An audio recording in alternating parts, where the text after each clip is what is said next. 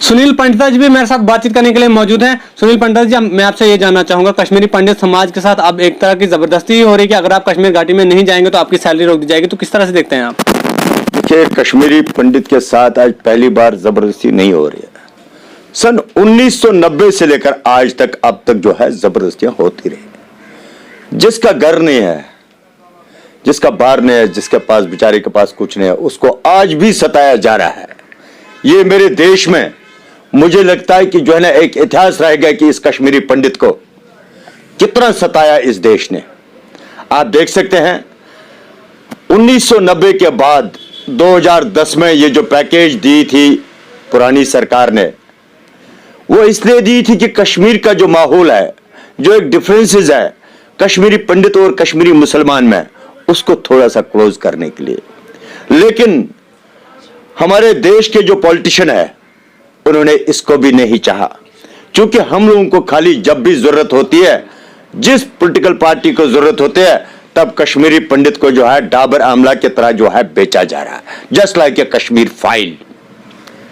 क्योंकि इस तरीके की जो हरकतें हैं वो कश्मीर में जो है कश्मीरी पंडित के लिए जो होती रहती है। चूंकि मैं आपको एक मिसाल थोड़ा सा इसमें बताऊं, जब इंडिया और पाकिस्तान का मैच लगता था तब भी जो है यही पॉलिटिशियन उस मुसलमान और उस हिंदू को लड़वाए जाते थे कश्मीर में। जिस हिसाब से आज सरकार ने कहा कि हमारे फेल एलजी साहब ने कहा, क्योंकि मैं बार बार ये चीज कहता हूं, ये फेल हो चुके हैं जम्मू कश्मीर में जो है प्रशासन को जो है कंट्रोल करने में। क्योंकि अगर हकीकत में मानेंगे इसका जिम्मेदार भी गवर्नमेंट ही है।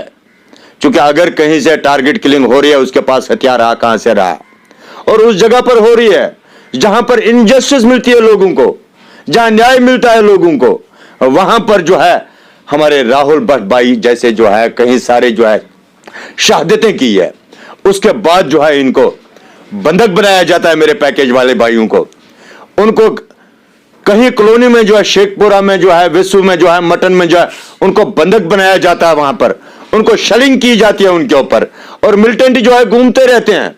उसके बाद जो है शर्म आनी चाहिए ऐसे सरकारों के ऊपर। उसके बाद जो है कहते हैं हम इनकी तनख्वाह बंद करेंगे। ये तो शर्म की बात है। वो कोई मातामाल नहीं आए घूमने के लिए, वो बेचारे वहां पर जो मारे जा रहे हैं तभी वो यहां पर आ रहे हैं वापस। वो सरकार से एक ही डिमांड है उनकी कि सर आप वहां पर हालात ठीक कीजिए, हम वापस जाएंगे। हमारा मातृ वतन वही है, हम चाहते हैं कि हमारी लास्ट अर्थी भी जो है वो वहीं हमारे गांव में, वहीं हमारे कश्मीर में ही हो। लेकिन उसके बदले यदि जो है क्या हम पे इस तरीके के जो है क्या आप सख्ती निपटाओगे, मोदी गवर्नर साहब, मोदी एलजी साहब, मोदी अमित शाह जी, आप ये ध्यान रख लीजिए जिस हिसाब से जो हशर कांग्रेस का हुआ, चूंकि उसने भी ऐसे ही कश्मीरी पंडित के साथ जो है गदर किया वक्त पे, वैसे आप भी कर रहे हो, आपका भी वही हशर होगा जो कांग्रेस का होगा यदि आप इस तरीके की हरकतें जो है कश्मीरी पंडित के ऊपर करने लगे। क्योंकि ये वहां पर सर्वाइवल के लिए गए थे बेचारे, वहां पर मारने के लिए थोड़ी जाते थे। आखिर में सुनील जी आपसे मैं जानना चाहूंगा, क्या सजेशन करना चाहेंगे अगर आपने करनी हो तो, क्या ये एम्प्लॉय जो है कश्मीर में वापस जाने चाहिए या नहीं? देखिए मेरे भाई, जितने भी पीएम पैकेज वाले हैं वो कतई वापस नहीं जाएंगे तब तक जब तक न भारत सरकार लिख के देगी कि अब कोई किलिंग कश्मीरी पंडित की कश्मीर में नहीं होगी। मैं कहता हूं आज भी, चाहे इनका चपरासी हो, चाहे इनका कोई बड़े ऑफिसर हो, वो आज भी जो है बगैर सिक्योरिटी के बाहर निकलें। ये बेचारों को जो है एक एक जो जिस बस्ती में रहते हैं 50-50 किलोमीटर इनको दूर जाना पड़ता है ड्यूटी पर। क्या आप उसको सुरक्षित देंगे?